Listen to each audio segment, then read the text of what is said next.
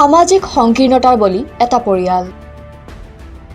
সৎকাৰৰ বিপৰীতে গাঁত খান্দি পুতি থোৱা হৈছিল এটা মৃতদেহ।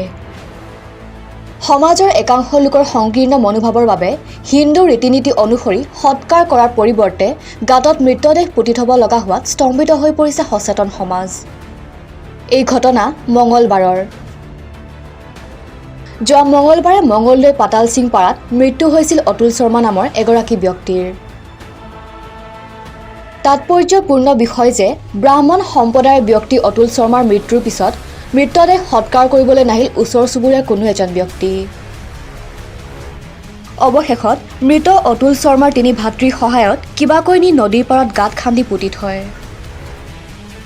উল্লেখ্য যে যোৱা ২৭ বছৰ পূৰ্বে অতুল শৰ্মাই কোচ সম্প্ৰদায়ৰ পণ্ডিতা দেৱীক বিয়া কৰাইছিল। সমাজৰ মতে এইটোৱে দোষ আছিল অতুল শৰ্মাৰ, যাৰ বাবে সকলো সামাজিক কামৰ পৰা বঞ্চিত হৈ আহিছে পুত্ৰ জীয়ৰীসহ পত্নী প্ৰণীতা দেৱী।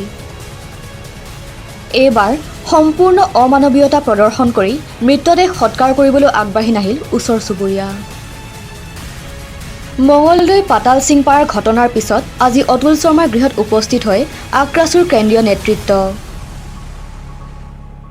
লগতে মঙলদৈ আৰক্ষী আৰু দণ্ডাধীশৰ উপস্থিতিত মৃতদেহ পুতি থোৱা স্থানৰ পৰা গাঁত খান্দি উলিয়াই ধৰ্মীয় নীতিৰে সৎকাৰ কৰাৰ ব্যৱস্থা কৰে।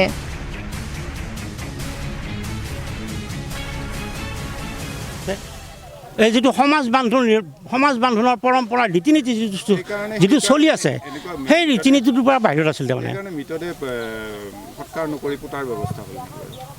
নাই সেইটো কাৰণতে বুলি ক'ব পৰা নাযায়, সেইটো কাৰণতে বুলি ক'ব পৰা নাযায় বুলি মই ক'ব নিবিচাৰোঁ। যিহেতু আমি আলোচনাটো কৰি লৈ যিহেতু মানে ল'ৰাজন আহি পোৱা নাই। এতিয়া এই ব্যৱস্থাটো আপুনি কি বুলি ক'ব? আপুনি এজন গাঁৱৰ মানুহ হিচাপে মুখীয়া বুলিয়ে কৈছোঁ। নাই নাই মই মুখীয়া নহয়, ধৰকচোন গাঁৱৰ এজন জ্যেষ্ঠ ব্যক্তি হিচাপে এই ব্যৱস্থাটোক আপুনি কি বুলি ক'ব? এতিয়া হঠাৎ কেনেকৈ ক'ম হে কি ব্যৱস্থা এইটো কি বুলি ক'ব বুলি ক'লে এতিয়া কি বুলি ক'ম?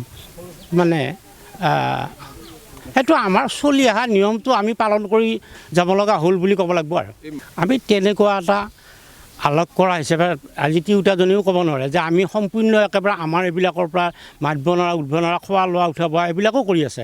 কিন্তু এই কাৰ্যটোৰ কাৰণত এটা সমাজৰ এটা ৰীতি নীতি পৰম্পৰাভাৱে এটা চলি থাকিছিলতো, সেই ৰীতি নীতিটো ৰক্ষা কৰি থকা হৈছিল।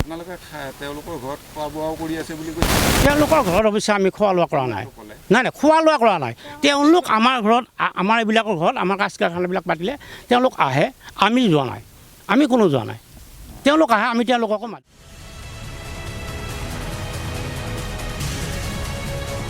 চিপাঝাৰৰ পৰা ধ্ৰুৱজ্যোতি শৰ্মাৰ ৰিপৰ্ট, নাৰদ লাইভ।